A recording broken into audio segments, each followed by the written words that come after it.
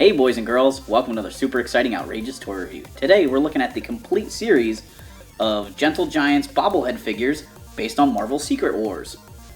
This is a tribute line to some toys from the 80s.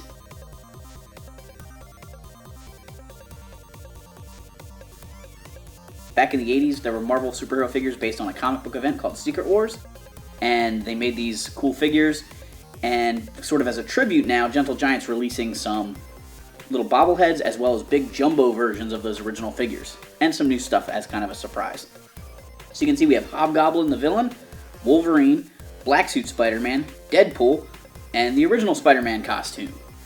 Now, all of these were figures in the original line except for Deadpool. They've just added him to this new line, and the Hobgoblin was actually kind of a hard-to-get figure from the original line, so that's kind of neat.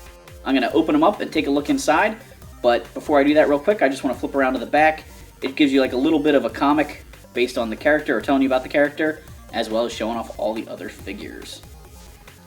These guys come in cool, fan-friendly packaging that you could open and reseal, so it's really easy to take the figures out.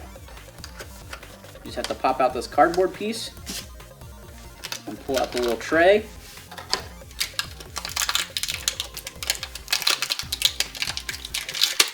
And your little figure comes out. And like I said, they're bobbleheads.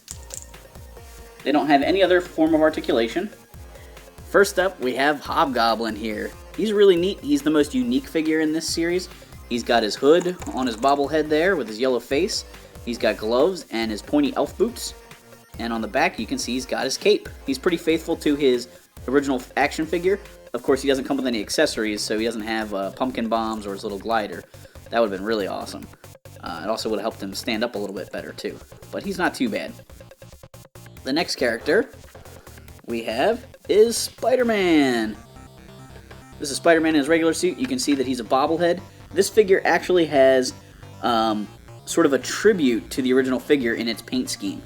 If you look really carefully, you'll notice that at some places the little black and white, or the little black lines on the red disappear, like on the edges of his hands and on the back of his neck and stuff. And the original figure didn't really have the webbing printed everywhere, so that's sort of a nod to that 80s figure.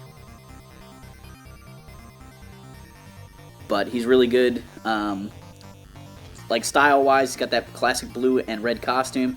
Of course, no articulation points again. And he's in that action stance those original figures were in. Unfortunately, that makes it really hard to get him to stand up. Next up, we'll bring in the Black Suit Spider-Man. I wanted this figure so bad as a kid, the original Secret Wars figure. He's an all-black version of Spider-Man with the big white eyes and the white spider on his chest. This suit we got the origin story for in Secret Wars, and it turns out it was an alien that coated Spider-Man's body.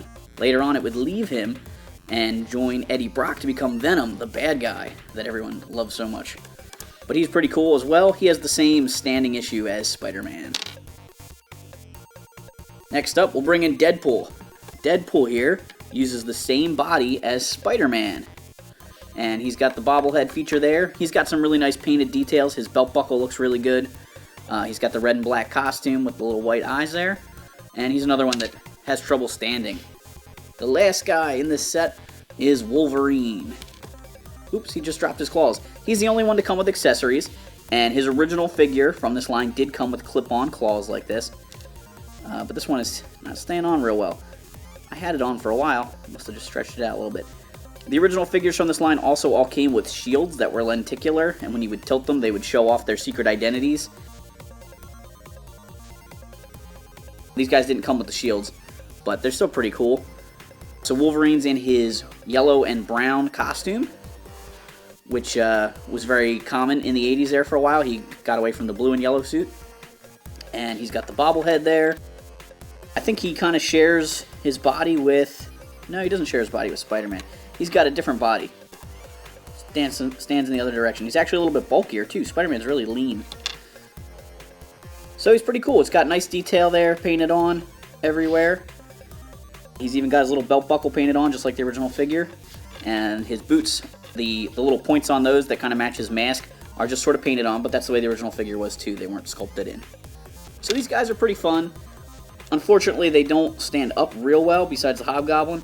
So if you want to display these guys, you're going to have to be creative and either put some sort of stand behind them, or Maybe use some like poster tack to stick their feet down.